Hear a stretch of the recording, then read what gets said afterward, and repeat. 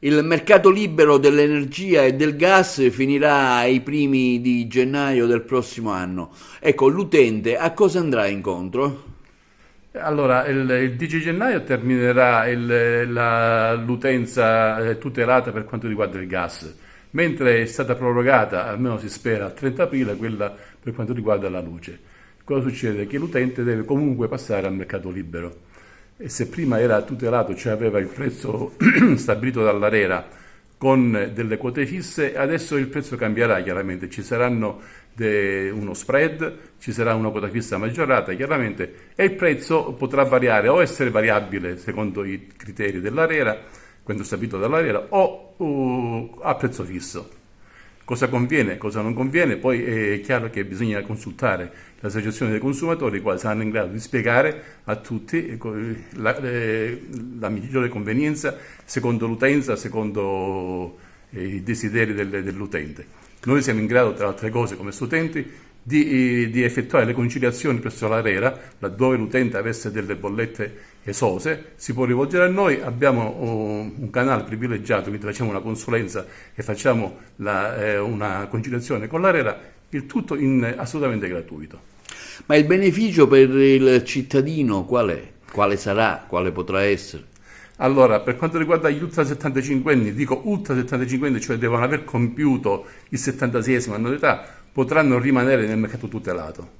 Per quanto riguarda invece l'altro cittadino, i cittadini normali, purtroppo il guadagno non c'è. In effetti si spenderà di più perché mentre adesso con il servizio tutelato si paga soltanto una quota fissa che è di 60 euro all'anno, più il prezzo stabilito dall'ARERA, il PUN, il prezzo unico nazionale, e purtroppo con il mercato libero ogni gestore dovrà applicare necessariamente un piccolo spread che varierà dai 2 centesimi a 6 centesimi per la luce e dai 12 centesimi a 24 centesimi per il gas, più una quota fissa che non sarà più di 60 euro, ma sarà benissimo tra i 120 e i 150 euro, il che quindi per il cittadino in effetti sarà un costo maggiorato. Quindi diciamo chi magari non fa questa scelta, chi ancora è con il servizio nazionale, magari perché non è adeguatamente informato, a cosa andrà incontro?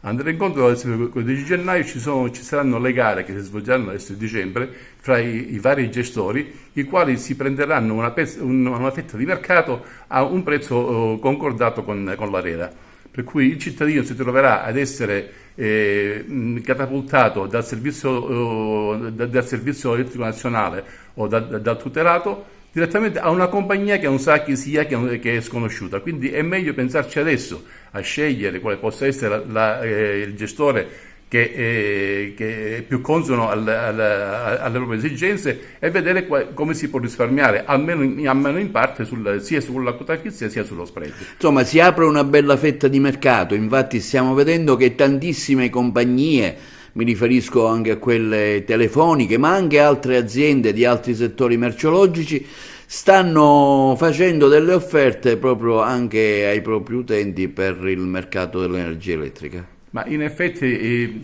con la telefonia il risparmio c'è perché la telefonia adopera l'etere, mentre per quanto riguarda luce e gas i prezzi dipendono da Amsterdam, dai prezzi che fanno di gas o di petrolio. La luce si fa con il gas e il petrolio, per cui se aumenta il gas e il petrolio aumenterà anche il prezzo della luce.